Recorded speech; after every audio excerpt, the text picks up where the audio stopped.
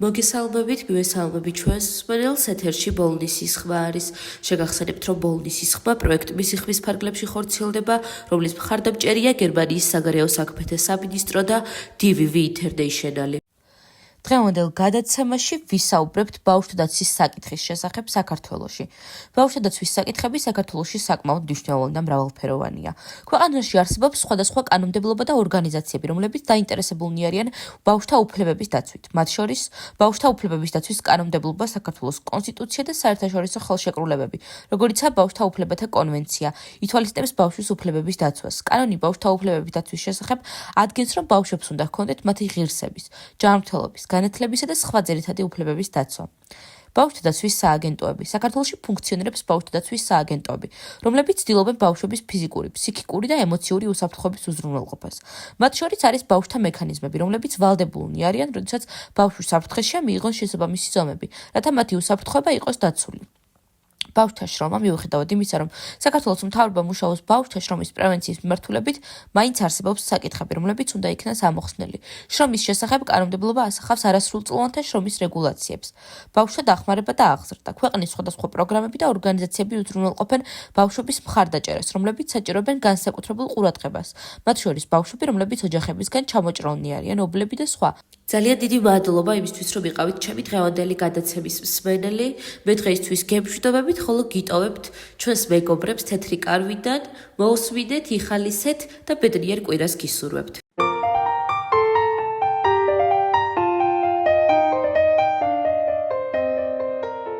მოგესალმებით მეგობრებო, მე ვარ ნინი 37 წლის. დღეს თეთრ კარავში ქალები ისეთ თემაზე სასაუბროდ შევიკრიბეთ, რასაც სექსუალური ძალადობა ქვია. არ დაგიმალავთ და არც თუ ისე დიდი ხნის წინ პირადად მე სექსუალურ ძალადობაზე სულ სხვა წარმოდგენა მქონდა. არადა აღმოჩნდა, რომ ყველანაირი ქმედება საპირისპირო სქესისგან იქნება ეს ფიზიკური თუ სიტყვიერი, რაც ჩვენი სურვილის გარეშე ხდება, ძალადობაა და დასჯადია. თითქმის ყველა ქალს ერთხელ მაინც განუცდია ეს შეურაცხყოფელი გრძნობა, მაგრამ ამაზე ყოველთვის გრცხვენოდა და გვერიდებოდა საუბარი. მადლობა ღმერთს, ახლანდელი თაობა მეტად არის ინფორმირებული და შესაბამისად უფრო დაცულებიც არიან. მე ჩემს ისტორიას მოგიყვებით. დაახლოებით 10 წლის წინ ერთ-ერთ ძალიან ცნობილ კომპანიაში დასახელებისგან მაინც თავს შევიკავებ, სტაჟიორად ამიყვანეს და ძალიან გახარებული ვიყავი. ვოცნებობდი, რომ იქ გამეგრძელებინა მუშაობა. ჩემი უფროსი ახალგაზრდა სიმპათიური მამაკაცი გახდა და განსაკუთრებულ ყურადღებას იჩენდა ჩემს მიმართ. ცოლიანი იყო და მისი მეუღლეც ჩვენთან მუშაობდა. ოღონდ სხვა განყოფილებაში. ერთი წლის შეუღლებულები იყვნენ და ვფიქრობდი, რა კარგი წყვილია მეთქი. ერთხელაც მათ ყოფილ თანამშრომელს დედა გარდაეცვალა და ყველანი პანაშვიდზე წავიდნენ, მათ შორის ჩემი უფროსის ცოლიც.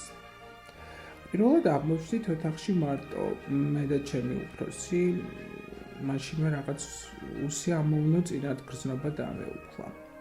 უხერხულად ვიგრძენი თავი და მეც წასასვლელად მოვემზადე. უკვე გავდიოდი ოთახიდან, რომ მომაძახა. დამელო და მეც მოვდივარო.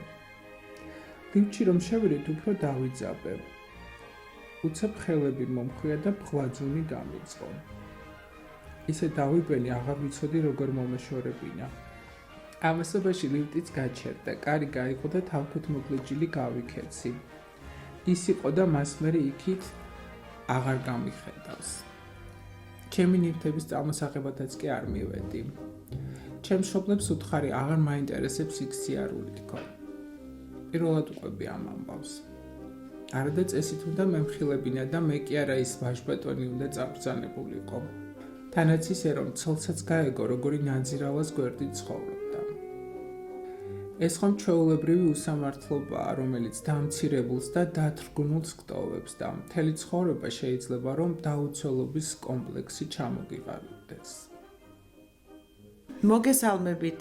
მე ვარ მაკა 29 წლის. მეც პირველად ყვები ამ ამბავს და ზოგმა შეიძლება კიდეც გაიფიქროს, აქ რა იყო მოსაყოლიო. მაგრამ არა, სწორედაც რომ უნდა ხმამაღლა ვილაპარაკოთ ყველა იმ ანომალიაზე, რაც ჩვენს გარშემო ხდება. რომ ამით წინ აღვდგათ მსგავს ფაქტებს. წლების მანძილზე, მაშინ როცა უკვე გათხოვილი ვიყავი და ქმარი მყავდა, ერთი ჩემი თანამშრომელი მუდმივად, ჩუმად, ისე რომ სხვებს არ გაეგონათ, იხელთებდა ხოლმე დროს და საშინელებებს მეუბნებოდა ჩუმად ყურში, ჩურჩულით. უпростоრად თავის უხამ სექსუალურ ფანტაზიებს მიზიარებდა. ვისთვის უნდა მეთქვა, ჩემს ქმარს რომ გაეგო, ნამდვილად მოკლავდა და ამის გამო ციხებში ხომ არ გაუშვებდი. სულ ვცდილობდი, რომ მასთან ახლოს არ აღმოჩენილიყავი, მაგრამ მაინც ახერხებდა. ერთხელაც მორიგი სიბინძურე ჩამჩურჩულა, მე ვეღარ მოვითმინე და ისეთი ძალით გავაწანი სილა, რომ მართლა დავინახე თვალებიდან როგორ წამოსცვივდა ნაპერწკლები. ის დღე იყო და ის, მე ახლოს აღარ გამკარებია. მაგრამ მოგვიანებით შევნიშნე, რომ ჩვენს ახალ თანამშრომელს გადაეკიდა, რადგან ხედავდი ახლოს ჩაუვლიდა თუ არა ეს გოგო ჭარხალივით როგორ წითლდებოდა.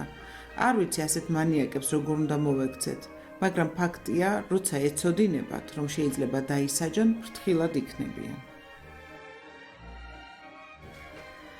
მეც მოვყვები, ოღონდ ეს არ არის ჩემი ამბავი. მაშინ სულ პატარა ვიყავი და წესიერად არც კი მესმოდა რა ხდებოდა. ჩვენს იტალიურ ეზოში ცხოვრობდა ახალგაზრდა ცოლ-ქმარი და ყველა მეზობელმა იცოდა, ლოთი ქმარი ყოველღამე ფიზიკურად და სექსუალურად როგორ ძალადობდა ცოლზე. მაგრამ თვითონ ქალი ხმას არ იღებს და რა ჩვენი საქმეაო, მეზობლებიც არ ერეოდნენ. ერთ ღამესაც დიდი ლეწვა მტვევის ხმა გავიგონეთ. მერე ისევ ჩაწყნარდა ყველაფერი და მეზობლებმაც მშვიდი ძილი გააგრძელეს. დილასაც რომ არავინ გამოიხედა ფანჯრიდან, მეზობლებმა შუადღემდე იცადეს. მერე კარზე დიდხანს აკაკუნეს. ბოლოს კი კარი შეამტვრიეს და შევიდნენ. ოთახში საწოლზე უგონოდ ეგდო თავგახეთქილი შიშველი კაცი და სისხლში ცურავდა. ბეწვზე მიუსწრეს და გადაარჩინეს. ცოლი კი იქ არ დახვდათ. რა დროს გაიქცა სახლიდან არავინ იცოდა. დიდხანს ეძებეს ქალი, მაგრამ მის კვალს ვერსად მიაგნეს. როცა მისი მშობლებიც მოვიდნენ, აღმოჩნდა, რომ არაფერი იცოდნენ იმ ძალადობაზე, რასაც მათი ქალიშვილი 2 წელი უძლებდა. ის კი არა ეგონათ, რომ ძალიან ბედნიერი იყო, რადგან სიყვარულით გათხოვდა და არასოდეს ქმარზე საყვედური არ დასცდენია. მერე კი მოგვიანებით ისიც გავიგეთ, რომ ის ქალი დაუჭერიათ და ციხეშიც მჯდარა. კაცი მაშინ კი გადარჩა, მაგრამ მაინც მალე გარდაიცვალა. მიუხედავად იმისა, რომ პატარა ვიყავი, ამ ამბავმა ძალიან იმოქმედა ჩემზე და მას მერე სადმე პატარა ძალადობის მოწმე თუ გავხდებოდი, მაშინვე პოლიციას ვიძახებდი. თქვენც ყველას მოგიწოდებთ, რომ არასოდეს დახუჭოთ თვალი უსამართლობაზე და აუცილებლად მოახდინეთ რეაგირება. ახლა კი უკვე მანიშნებენ, რომ ჩემი დრო ამოიწურა.